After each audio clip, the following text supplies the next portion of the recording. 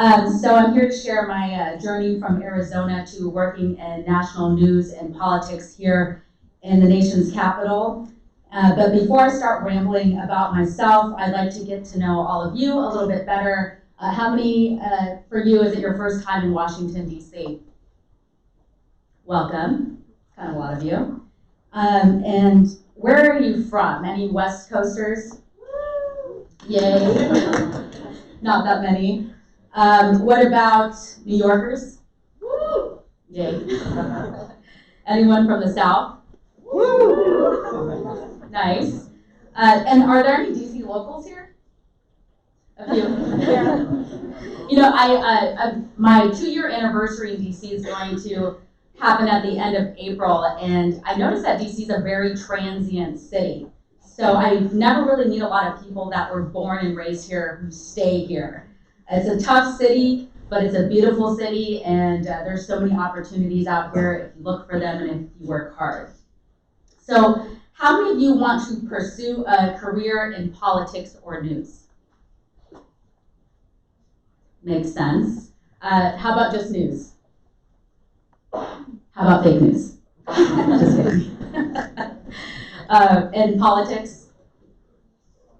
And those of you who are raising your hand for politics, do you want to run for office or do you want to work for the government? Do you want to work for political candidates? Feel free to shout a few things. Run for office. Run for office. I like it. More women in office, I'm for that, especially young people and millennials. And who's a freshman and junior? Raise your hand. I'm sorry, freshman and sophomore. Okay, some young folks in here. And then the juniors and seniors. Okay, very good. And the reason I'm asking this is because once upon a time I was in your shoes. I was trying to figure out what I wanted to do for a living, what I wanted to do with my life, what career I could pursue and actually be good at, and how I could make a difference. And I just want to pause for a second, and I want all of you to give yourselves a pat on the back for being here today, just even getting into a college that you wanted to go to, and being part of this program and visiting DC is a huge accomplishment. So, don't underestimate yourselves, it's a big deal. And I think you're going to learn a lot today from everything I've heard about this program, and hopefully at least you'll take one thing away from my conversation today. And I wanted to tell you a little bit about what I'm doing right now, and then after I'll give you the details on how I was able to pursue my passions. So I work as a video columnist for the Daily Caller. You may be asking yourself, what is the Daily Caller? Does anyone know what the Daily Caller is? No? Okay, well, you'll learn today. And then you might be asking yourself, what the heck is a video columnist? I didn't really know what a video columnist was either. That title didn't really exist when I was in college. So the Daily Caller is an online media outlet. It's co-founded by TV commentator Tucker Carlson. He's the host of Tucker Carlson Tonight on Fox News. That's a very successful and highly rated program. In fact, Tucker came in at second place as the most watched cable news host in 2019. The first place host went to Sean Hannity, and third place went to MSNBC's Rachel Maddow. And our other co-founder of my company is Neil Patel, who is the former chief policy advisor to Vice President Cheney. Patel is very involved in our day-to-day operations. We get around 20 million unique readers each month, which is kind of a pretty big deal, actually. And so for me, it's an honor to have such a big, huge platform with so much flexibility on what I can cover, who I can interview, and what I can talk about. As for video columnist, that didn't really exist when I was in college, as I mentioned. And as you may have noticed, the news business is evolving fast. In college, I remember actually getting a newspaper in the morning and reading it while drinking coffee and then walking to campus. How many of you actually get a newspaper at your dorm or your apartment or your house? A few people. One person back there. Like 3 people here. It's incredible. I mean, I just can't believe it. Newspaper every day. Now we're just all on our cell phones. A lot of us consume our media from social media, from Twitter and from Facebook. I think the majority of it's like something close to 70% last time I looked at the numbers. And Not that I'm that old. I'm a millennial, by the way. I'm not trying to age myself here today. So I also write and I shoot video monologues, mostly opinion pieces or explainers from a conservative perspective. And I now consider myself more of an opinion person. I'm a registered Republican, but everything I talk about is fact-based. So I'm careful and thoughtful about the things that I put together. I take issue with a lot of the journalists today who pretend that they're unbiased or have no agenda, no motive. And that's kind of what I set out to do at first was, I wanted to just tell stories. But as my career has been changing, I've decided to take a side and have an opinion. So I interview a lot of high-profile people, senators, members of Congress, Trump administration officials, political candidates from across the country. I go to protests and rallies. I talk to people there. I ask them questions. I talk to regular folks who have interesting stories. A lot of the stories I get, people just DM me on Twitter or on Facebook and tell me about a story. And that's also what I love about social media is that it connects you to people that would never really have a voice. I do a lot of my own video editing, which I used to complain about a lot in college. I was wondering, why are they teaching me how to use Premiere and EDS and Final Cut Pro? I'm like, I'm not a computer person. I never thought I'd ever have to use it, but I'm using it every single day right now with all of my stories, and a lot of people have a hard time believing that I edit all of my own content. So I write and publish my own articles, so I'm pretty busy these days. I was also a co-host for Like It or Not, a TV show that airs on Fox 5 in the DC area. I'm a weekly regular on Fox Business, Fox News. I've made appearances on MSNBC, Sky TV Australia, local news in Puerto Rico, C-SPAN, which I think they're running a live stream right now. Hi, Mom and Dad. I hope they're watching. ABC 7, Sinclair. The Daily Caller was featured in an episode of Showtime's The Circus, which was kind of cool. I was interviewed by ABC Nightline. They dropped by my office last year to interview me about a Twitter feud I had with rapper Cardi B. The feud was over twerking. And I'm not kidding, this actually happened. I never imagined in a million years that, I'd be on Nightline talking about twerking. Now, before the Daily Caller, I was an advisor for the National Diversity Coalition for Trump. In a nutshell, it's a group that strongly supports the president and his administration. The coalition's mission is to recruit, mobilize, and educate citizens of all backgrounds. It was to be the voices for minority communities. The list goes on. I'm bicultural, so don't let my highlights and my last name fool you. My mother is an immigrant from Mexico. She comes from the state of Jalisco, and she comes from a very small town outside of Guadalajara, which is Guadalajara's the second biggest city, and a farm town, 300 people live there.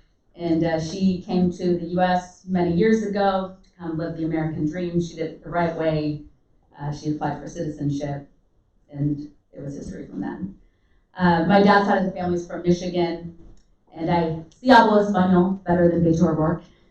Half of my family still lives in Mexico, so it was very important for me to communicate with my family who still lives there, and I obviously visit Mexico quite a bit, and I still communicate with my family there. The reason I talk about all of this, I'm going to take a break for water.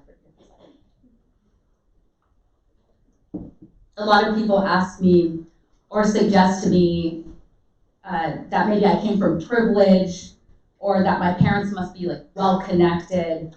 And that's not how I got my foot in the door in politics at all or in the national news at all. It's not even close to my story. My family wasn't well-connected. I grew up in a middle-class family. I've worked at least a part-time job since I was 16. And I was the first to actually graduate college in my immediate family. I didn't have anyone to guide me through the process. I just figured it out along the way. I give my parents a lot of credit for being supportive and always inspire me to do more and be my best. You'll find that a lot of people want to be a critic. They don't want to empower you. They want to tell you, no, you can't do it, or it's too difficult, it's impossible. Even just wanting to study journalism, people are like, oh, you're not smart enough to go to college. Oh, journalism school is too competitive, you won't get in. Our teachers in journalism school, a lot of them were great, but they were very honest. They said, you know, a lot of you, if you want to do TV broadcasts, you're not going to make it. You'll never find a job. It's very low paying. If you want to be poor for the rest of your life, you know, this is the career for you. It's not worth the struggle. Run, go do something else fast. But I didn't like those answers, and I think that you have to ignore the negativity that's around you, because even the people closest to you sometimes will hurt your feelings, shut you down, step on you, etc. I've had a million doors closed on me. I've had some like extremely soul-crushing moments through my life. I'm sure I still have a lot more to overcome. Things are going pretty well right now, but you never know. Now, a lot of you raised your hands when I asked who wanted to pursue a career in news and politics. We all have our own reasons and motivations. Hopefully they're good ones. Yes? Okay. These are important careers, and they both shape and influence the direction of our country. Somebody has to step up. So I think it's really important to take on these roles. So journalists, they're supposed to be the watchdogs of our nation and the world. They're supposed to expose corruption, keep politicians in check, and keep us informed. They're supposed to be the fearless voices for our communities, among other things. And as for the state of the news media today, well, we can get into that in a bit. I can just say that I'm very concerned and very disappointed. Now, politics. As you already know, our political leaders play a key role in the creation of policies, and all of those policies affect the way that we live our lives. So that goes from how much we pay in taxes, from the health care that we receive, the quality of water, gas prices, education, our national security, the air we breathe, literally everything, even the food on the shelves at the grocery stores. And if you're at the national level in politics, of course, that affects everyone in our country, state and local. That affects our communities. I think you get the point. So all of that was really fascinating to me when I was around your age, learning about it. And to be honest, I really couldn't articulate what our politicians did or our local officials did. I didn't know what the difference between the city council, the state legislature, and our members of Congress and the state senate. Like, that was very confusing for me when I was your age. So maybe you're a little bit smarter than me when I was in college, but you never know. And I remember one of my classes, they would have us cover the city council meetings. We would write stories as if we were real working journalists, and we would interview some of the city council members, and they'd give us quotes. We'd turn in our articles, and you know, it was very legit. So most of the students in my class thought it was really, really boring. But for me, it was like an eye-opener on how everything works in our towns and cities, and it showed me what an important role the people that we elect have. So from there, I got lucky. One of the city council members saw that I had an interest in city government, so he invited me to intern for him. His name was Rodney Glassman. He was a Democrat, so I wasn't always a registered Republican. My views have changed over the years, as I have had more time to examine some of the issues I care about and carefully think about what matters to me and what I think is best for this country. At the time, I was a registered independent, and I was an independent up until around 2016. After that, I was approached by one of my University of Arizona professors who told me about a paid internship at the state legislature in Phoenix with Arizona Capital Television. It was the state version of C-SPAN, sort of. We ran the live feeds of all the floor debates and votes. We also did feature pieces on the elected officials, and this was so that their constituents could get to know them a little bit better. It was really a great experience, and I'm so thankful for that professor who approached me and asked me to apply. It was a very competitive internship. I was one of 2 students from the journalism school who was selected that semester. And the reason I bring this up is because I think sometimes we don't realize how important it is to talk to our professors, have them get to know who we are, what we're interested in, because they're very connected. They can help you guys. They can connect you to these internships similar to what my professor did for me. It was life-changing. And I hope that you guys take those advantages. And obviously you're here today, so like I said, you're step in the right direction here. How many of you have done an internship or are interning right now? Nice. For those of you who didn't raise your hand, why are you not doing internships yet? Anyone want to comment? Internships are hard whenever you have to work your way through school. Exactly. Yeah, I was working part-time. It was tough to balance all of it. But I would say that internships are so important, and it's really where you develop your skills and learn about your strengths and weaknesses and learn about responsibility. And the more you do, the more connections you make, the stronger your resume is, and you'll have a better idea of what you're really interested in. So I know it is really tough to try to balance work and school and socializing and everything else about being college students, but you really got to make that sacrifice. So whether it's just an internship a couple hours a week, that'll make a big difference. So how many of you who didn't raise your hand for internships might consider trying a little bit harder to get one in the next year or two? One person, 2, 3, 4, 5. Okay, cool. So from the state capitol, I was, or after my internship at the state capitol, I was asked by the same council member from Tucson to join his statewide Senate campaign. We ended up winning the 4-way Democratic primary, which was cutthroat, it was vicious, it was really difficult to win that in Arizona. Unfortunately, we lost against the Republican candidate, which was the late John McCain. You may have heard of him. It was an unforgettable experience. I traveled all over the state, from the Navajo Nation to the border cities like Nogales, Arizona. I had a chance to talk to elected officials from across the state, meet with people, learn about their concerns, and just realize how big our states are and how different each community and county is. And each state is just so incredibly different. And you realize what a challenge it is for our state senators who have to manage the entire state, not just our members of Congress who have their districts with their needs.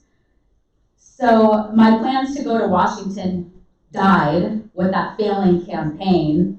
I was hoping that my candidate was going to take me to DC. You guys know how campaigns work. Usually you don't get paid very much. You work 1 million hours a week. I think I was working like 80 hours a week on that campaign, maybe more. I put everything into that. And usually the campaigns will pick from their volunteers or their workers and give them their first pick of a job in DC or in the offices of whatever district they're representing. So I had to kind of figure out where I was going to go from there. So I started sending out video reels and doing stand-ups for news packages because I studied journalism. So what else would I do? I included some of the work I'd done at the state capitol. No one was biting. I think I was maybe sending my demo reel to the wrong places. I thought I was like ready for primetime news. I didn't realize that you had to like really start in very small markets and work your way up. No one told me that. So wasn't having any luck. And out of the blue, I reached out to the person who actually inspired me to study journalism. And her name was Lorraine Rivera. I'm still friends with her today. I actually talked to her a couple of years ago and saw her in person in Tucson. She works for PBS in Tucson. And at the time, I'm not going to go into like the whole story of how we met. It's kind of a weird story. But at the time, she worked as a local news anchor in Tucson. And she told me directly, she said, your reel sucks. Like you need a reel is, by the way, it's just like a montage of like a bunch of like your best work as a journalist. And she hated it. So she told me to come with her to work one day and just shadow her. And she was kind enough to let me interrupt her work day. And she let me borrow her videographer. And she let me do like the stand-ups for her stories. And they gave me my separate little video. It was one of the kindest things anyone's ever done for me. And she had no reason to do that for me. She eventually ended up helping me land a job in Yuma, Arizona, which was a CBS affiliate. We covered the desert Southwest, which included parts of Mexico and California. As a reporter, I didn't really have a beat. I covered the border, crime, court trials, agriculture, politics, education, pretty much everything. I was also a weekend anchor and the weather girl. The meteorologist taught me how to put together my own graphics, but luckily in Yuma, Arizona, it's pretty much clear skies all the time. If you've ever been there. Is anyone from Arizona, by the way? Any Wildcats? Bear down. Did anyone go to the ASU game over the weekend? Okay, well, it was a home game, and U of A crushed the Sun Devils, and it was awesome, and I was there. It was a great homecoming for me. So anyways, from there, I went on to work for One America News Network in San Diego, California. It was a new conservative-leaning news network. I was a writer, producer, booker, reporter, and fill-in anchor.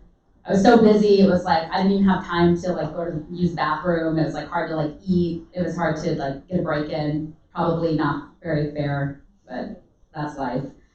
And I actually started at this network before it even launched.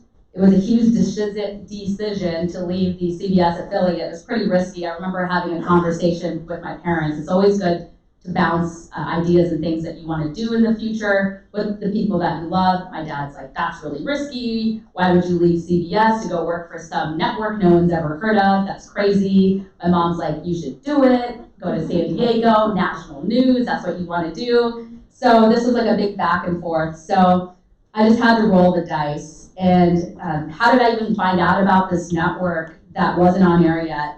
Well, there was a person I had interned with at PBS in college who worked there on the entertainment side for, it was called A Wealth of Entertainment. He DM'd me on Facebook and told me to apply, so I did.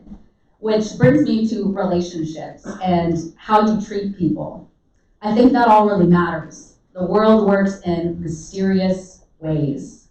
Not that you should be like nice to people because you're expecting something in return, that's not how it works. But just remember to treat people the way that you want to be treated. What goes around, comes around. Seriously, it really does. And a lot of the opportunities I've had in my career come from the relationships I've had with former coworkers and people I've met along the way. So I really think it matters, and you should always give back when you can and never expect anything in return. Another big one is for political, and well, another big one for political and news people is social media. How many of you use social media? Okay. Anyone opposed to using social media? They're just totally off Twitter, don't use Facebook. Why don't you want to use social media? It takes up too much time out of my day. It is. Big time suck. I know. Trust me. So the reason I'm asking about social media is I think it's a game changer for our generations. People like me from a small city with no connections now has a national platform, and part of that reason is because of social media. I know it's annoying, there's a lot to manage, it also has a lot of disadvantages because everything you say can and will be used against you later on. It may seem like a good idea to tweet at 2 in the morning after you've had a couple glasses of wine or cocktails, but then you wake up and realize there's something called Tweet Tunnel. Right. Also, we're living in the cancel culture era where you say one wrong thing and everything you've worked so hard for, they want to just make you disappear. It's sad. I'm for forgiveness, second chances. No one's perfect.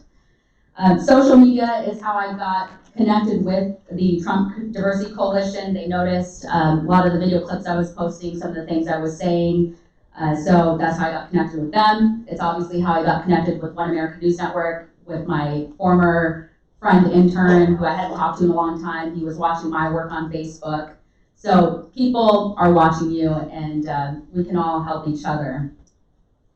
And now I'm here, I also wanted to warn everyone what it's like getting your foot into either business.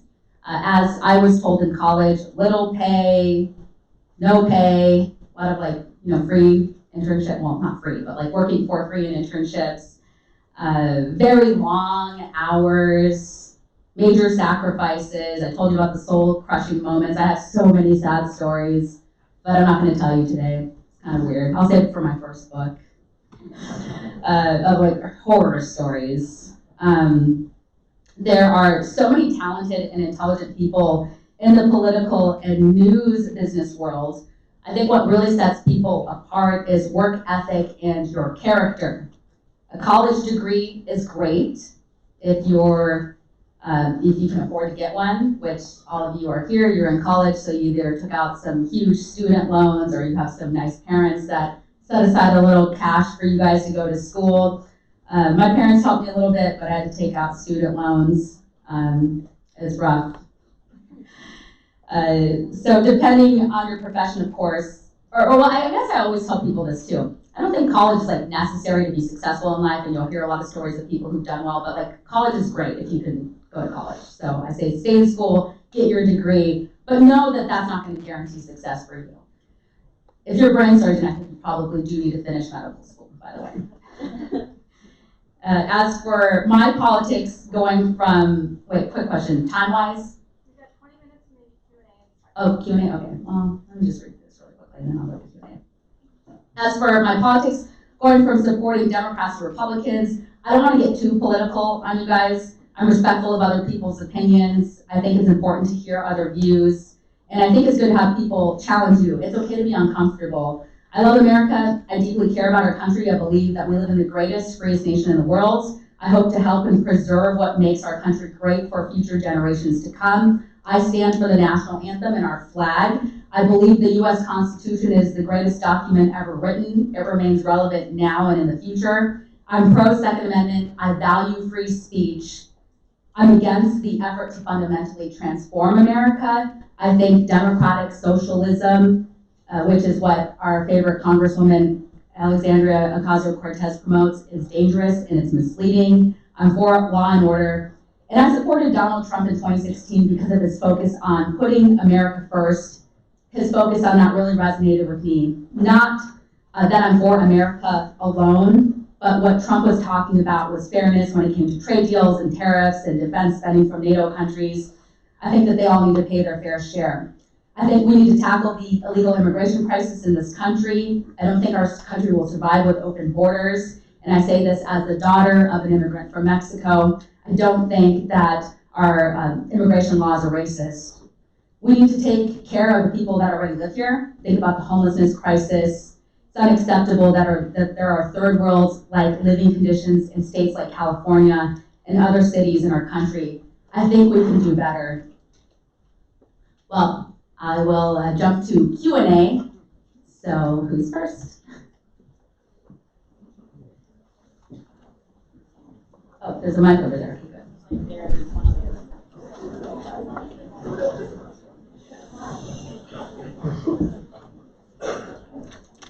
All right, ladies and gentlemen, go ahead. Hello, my name is Cecilia. I'm a student at Suffolk University in Boston. Thank you for being here. My question, so you mentioned that you were not always a registered Republican and that you did change party affiliation. So my question is, what experiences did you have that were very significant in your change of thoughts? I think what they always say is that if you're not a Democrat when you're young, you have no heart. If you're not a Republican by the age of 35, you have no brain. No offense to anyone here, but that's what I was told. I started looking, I was always socially liberal and fiscally conservative. So some of the main issues I always cared about remain the same. And when I was an independent working on Democratic campaigns, I just mentioned one campaign that I worked on, but I helped several other Democrats on their campaigns, whether it was working at the Democratic National Committee in Arizona and doing phone banking and going door to door, dropping off flyers for Congressman Raul Grijalva, which I would consider one of the most radical leftists in Congress right now. I mean, I have several examples of this, but so I was always socially liberal, fiscally conservative. I was always pro-life, but when I was younger, I was pro-choice for women. My views on that changed, I guess, as I started to learn more about the issue. I've always been pro-Second Amendment. In Arizona, I grew up like shooting guns with my dad, who was really into hunting. Some of the other things is I kind of got a better understanding of regulations and taxes and how that affects all of us. And growing up, my parents weren't political. They didn't really like lecture me on what I should think or who I should vote for. But I remember asking my dad when I was starting to learn about politics, I was like, how do we vote in this household? And as a middle class family, my dad said, Well, we vote Republican because at the end of the day, we have a little extra money in our paychecks every month or every week. And I know for some Democrats, like House Speaker Nancy Pelosi, she calls those crumbs when we get a tax break. But for everyone else who's not living in mega giant mansions, that makes a difference. So some of the issues I had a chance to look at closely, and I think that it's important to be learning all the time. And I love what I do because I basically get paid to research and really study and examine issues every single day and talk to people and learn. And I think living life is about learning. If you're not learning, you're dying. Thank you. Gentleman over there. Hi, I'm Mark Shepard from Central Michigan University. In the beginning of your presentation, you said you take issue with people who claim not to have a side and you're open with your opinions. Do you see a danger in news outlets showing opinion pieces that viewers can interpret as fact instead of their own ideas? I think news organizations should be a lot more careful when it comes to how they present opinion pieces. I'll have a lot of my friends who are Democrats will reach out to me in panic with an opinion piece they read from the New York Times, and they're just like up in arms and, oh my gosh, did you see this and this? Like, whoa, calm down, breathe, calm down. That's an opinion piece. That's this guy's opinion. It's not fact. It could be maybe fact-based, but based on his views. And so I think in general, yeah, we should be more careful on how those opinion pieces are presented because a lot of people are confused. They don't know really what the difference is. Like they just see it and they assume that if it's published by something reputable like the New York Times or CNN, that it is what it is. It's a fact. Thank you. Hi, my name is Drew Cole. I'm from Keene State College, Keene, New Hampshire, and I was just wondering how your experience as the former advisor for the National Diversity Coalition for Trump has translated or carried over to your job at the Daily Caller. So the Daily Caller is a diverse newsroom. We have Democrats that work for us, people who aren't Trump supporters, people who have no opinions, they're just straight news reporters. So they always like to bring in different voices. So they brought me in as kind of like a Trump voice to give a little different perspective and opinion, and also to launch this video project that we have right now. When I started the Daily Caller, we didn't really have much of a video department, so we helped create it. And a lot of the news sites, if you might start taking notice, is that a lot of them are going to videos. They like to share quick, like 1 minute, 3 minute videos. I'm sure your Facebook feeds are full of informational videos, whether it's from Vice News or Now This and other outlets. So I think that definitely helped me. I had a platform I was already doing national news hits, speaking on behalf of the Diversity Coalition in defense of Trump. So it was helpful. Thank you.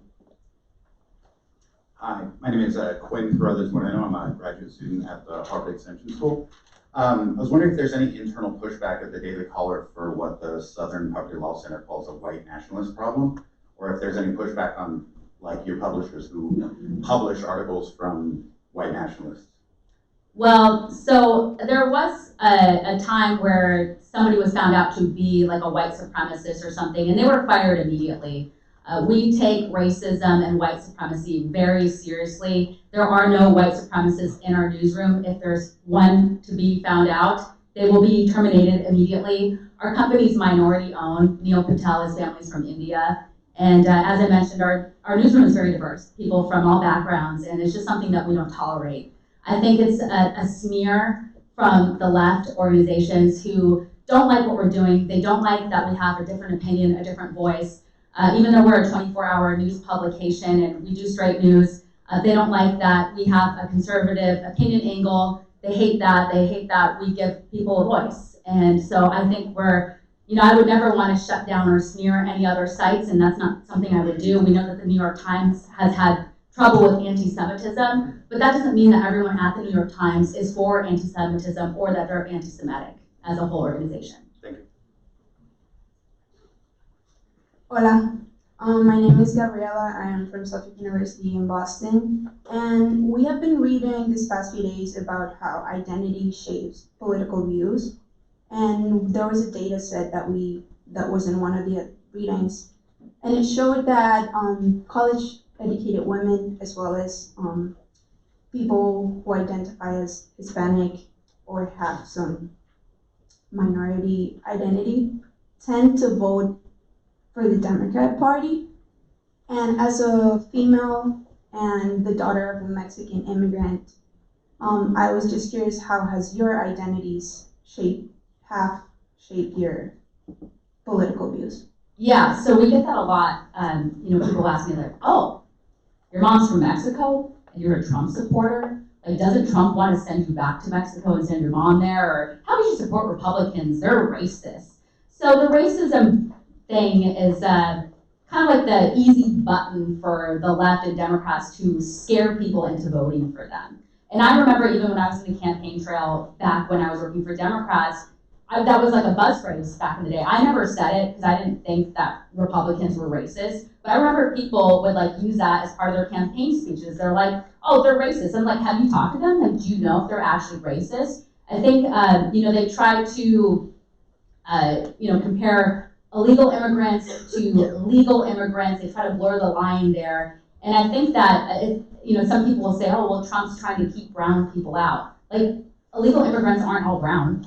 It's like, it's so crazy and it's so misleading, it's so dishonest, and it's so divisive. I hate that. I think that Democrats need to sell a better platform to voters if they want people to vote for them. I think that the race card obviously didn't work in 2016. I don't think it's going to work in 2020. And I was looking at some of the numbers, and you're starting to see that a lot more minorities are leaning towards the Republican Party because they're seeing some of the things that are affecting them. They see their 401ks are growing. That's great. They're paying less in taxes. They feel pretty secure when it comes to border security. The list goes on. Our economy is on fire. We've had the lowest unemployment ever, and that includes for minorities, for women, for everyone. So I think that. Hi, my name is Imari, and I'm also from Suffolk University. And I also speak Spanish. My question is, you mentioned, and we were talking about it before too, that your parents immigrated here, and that allowed you to get an opportunity and be here today. How do you, if the borders, and you talked also about the border security and how it needs to be more controlled. If it was more controlled in the past, do you think that your parents would have still came and you would have still got the opportunity you got and been here today?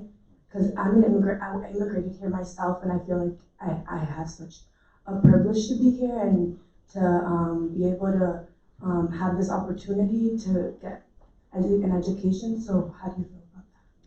Yeah, U.S. has always been strict on immigration. I think it was actually stricter back in the day. But it's such an honor and a blessing to be born and raised in the greatest country in the world. And my mom is so thankful to be in America, and she's lucky that she was able to get citizenship. My dad's actually from Michigan, so like I said, I'm bicultural. Half my family lives in Michigan. My mom's from Mexico, and the other half of my family lives in Mexico. So I think that at the end of the day, if in a perfect world, everyone could come here, but we have to be realistic. And the fact is, we can't just open borders and be a welfare state and give everything out because we have a $24 trillion national debt. We really just can't take everyone in. That's just not how it works. So there has to be a limit. When it comes to immigration, we're already the most generous nation in the world when it comes to green cards, by far. We're letting in 1 million people a year. And I think that one of the big issues, going into 2022, is fixing the immigration system. I think what's going on is really unfair. We have people that have been living in this country illegally for 30 years, living in the shadows. I think Tucker Carlson has kind of stated this pretty clearly, that Democrats and Republicans have been profiting off the backs of illegal immigrants. Something needs to be done. They either need citizenship or some sort of amnesty. We need to talk about those issues. We can't have people just living in the shadows. We give out driver's licenses, but you're not allowed to be here, but you can work here. It's very confusing. And so I think we need to treat the illegal immigration population better. We have 30 million people here. And I guess your question was, if my mom could come here, why can't everyone in the world who wants to come here come here? I think there has to be a limit. And I guess I would ask you, do you have a number on how many people could come here? I don't, but I also feel like if I got the opportunity, why not someone else that is in my country right now struggling get that opportunity too, you know, and it kind of makes me sad to see them struggle, and I would also like them to see them good as good as I'm doing now. Yeah. You know. Unfortunately, not everything's fair. Same thing with universities. They only let in a certain amount of people. It's unfair for those who couldn't go to their choice university. Like at some point, there has to be a cutoff, and we need to take care of our people that are in this country first. And like I said, we're very generous when it comes to immigration. So, but there's definitely room for improvement, and that's something I would continue to fight for. Thank you. Hi, my name is Megan Dyer, and I also go to Suffolk University.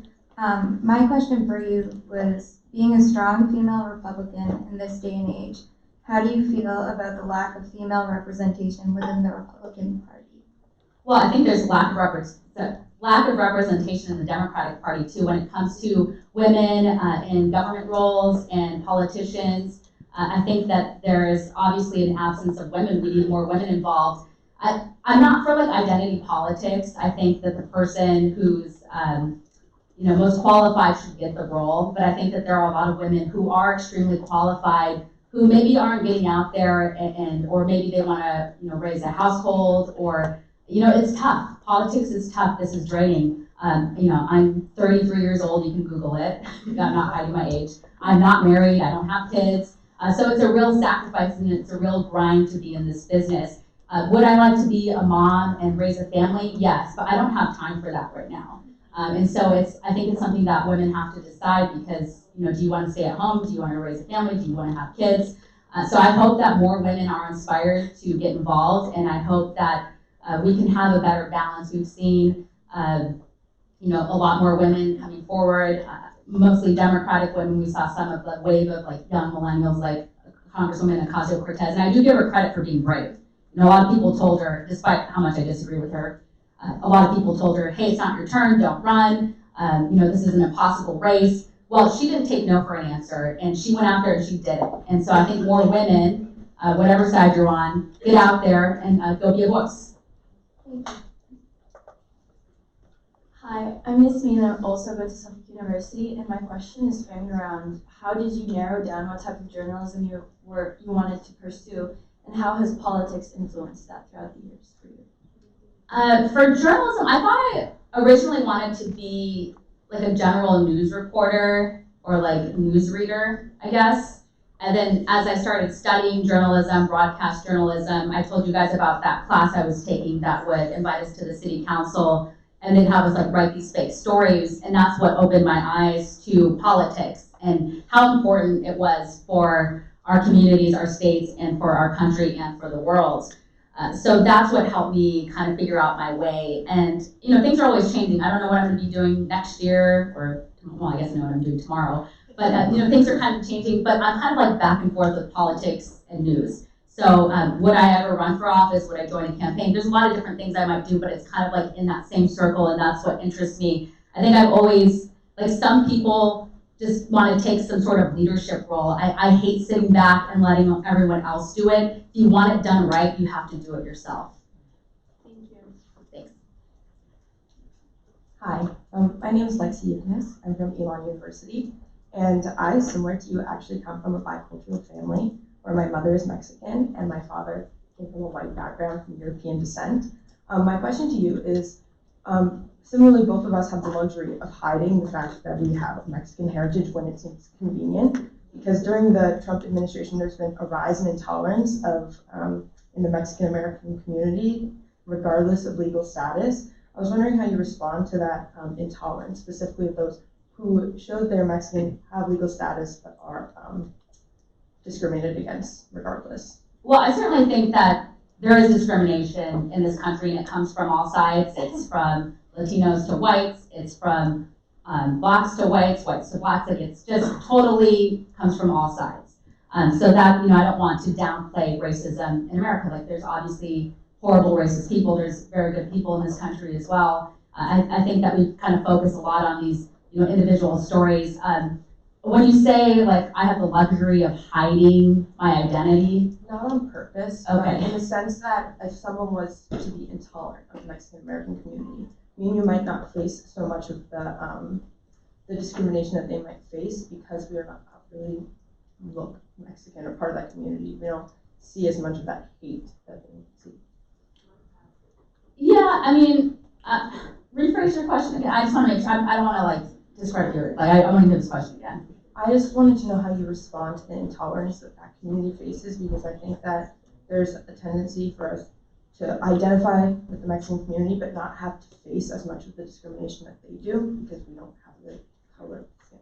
Well, it just depends. I mean, you know, a lot of my family members, and my ex-boyfriend was Mexican. He didn't really speak great English, and he lived in this country for 20 years. His English was terrible.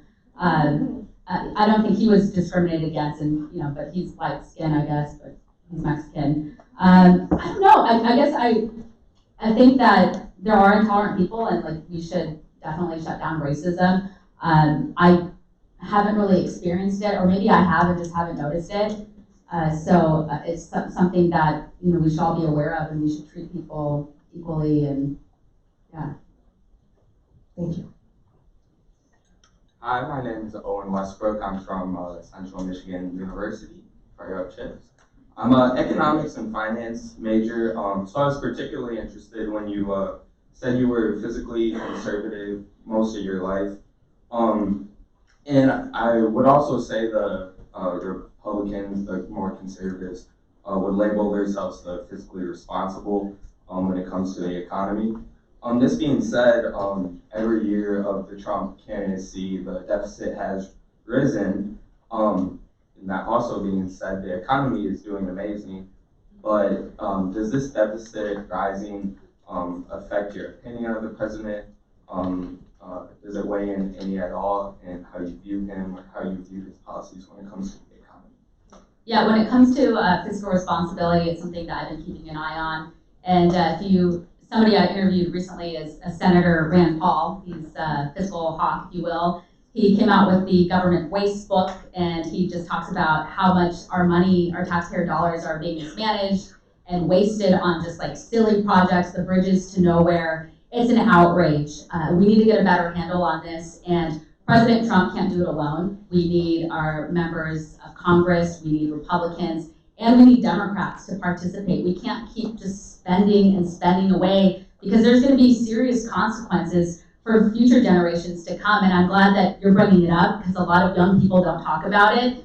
And has it changed my views about the president?